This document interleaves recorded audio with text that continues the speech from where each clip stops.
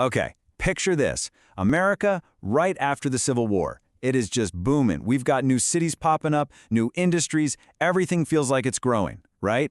But here's the paradox. The very people feeding all this growth, the farmers, are on the verge of total collapse. I mean, they were the backbone of the nation, but their own backs were completely against the wall. So let's get into it and figure out why. So you've basically got these two Americas living side by side in the late 19th century. On one hand, you have the industrial world, the future of factories and glittering new fortunes, and on the other, the rural world, the thing the entire American economy was built on. So how in the world could these two be so at odds with each other? And why were the people out in the fields getting left so far behind? That's the big question we're going to unpack today. To really understand why they were so incredibly angry, we have to kind of step into their shoes. We need to see the massive, massive gap between the life they thought they were signing up for and the one they were actually living.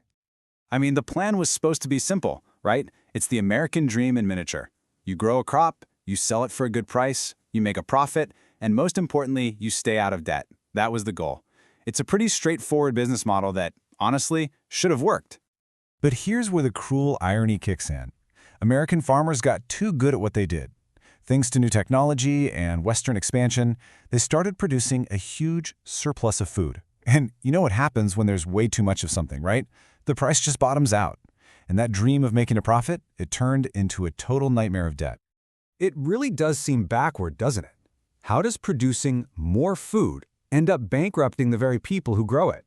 Well, let's break down the economics of what was going on, because it's key to understanding this whole crisis.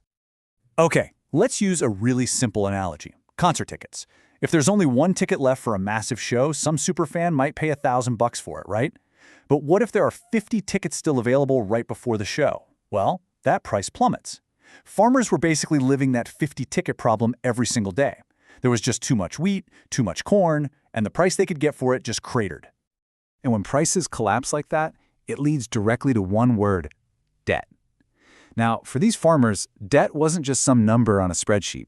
It was the mortgage on their land, the loan for their tractor. It was this constant, crushing weight that followed them everywhere, no matter how hard they worked. This is just devastating. I mean, just look at these numbers. In 1866, this family is bringing in over $4,000. They're making a small profit, $120. Not great, but they're afloat.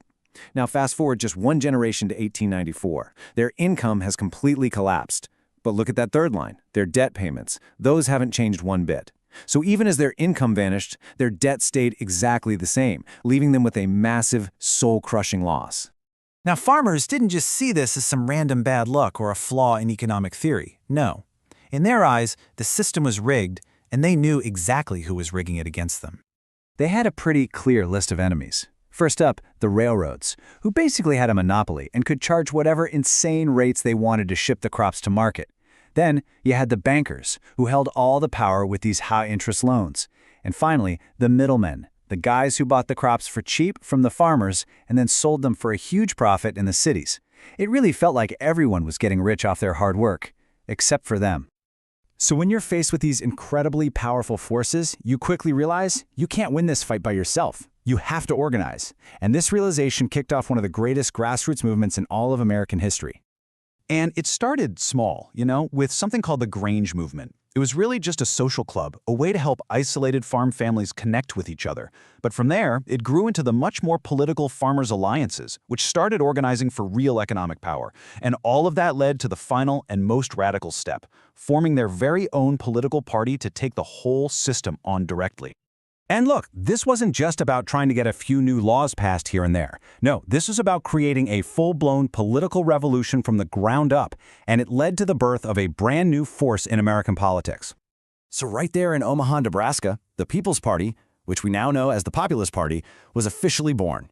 And for the very first time, all these disconnected struggles of farmers in Kansas and Georgia and the Dakotas, they finally had a single, unified, national voice that was demanding to be heard. And that voice, it was fiery. Just listen to this quote from Mary Elizabeth Lease, who was one of the movement's most powerful speakers. She said, "We will not pay our debts to the loan shark companies until the government pays its debt to us." Wow. I mean, that is not a polite request for help. That is a defiant roar. Their official list of demands, the Omaha platform, was just packed with ideas that were considered totally radical back then. They wanted the government to print more money to help them get out of debt.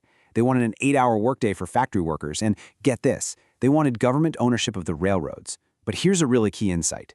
They demanded the direct election of senators. That's something we totally take for granted today, but back then, it was a revolutionary idea. They weren't just trying to tweak the system, they were trying to remake the whole thing.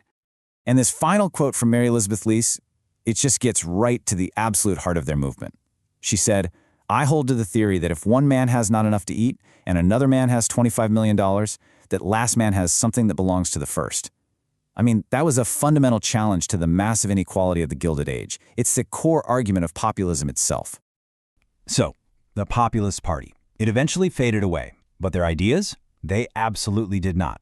So many of their so-called radical demands, like the direct election of senators, like a fair tax system, they eventually became the law of the land. And it leaves us with the very same question they were asking over 100 years ago, a question that, let's be honest, we're still grappling with today. How should a society balance the power between its workers and its wealthiest members?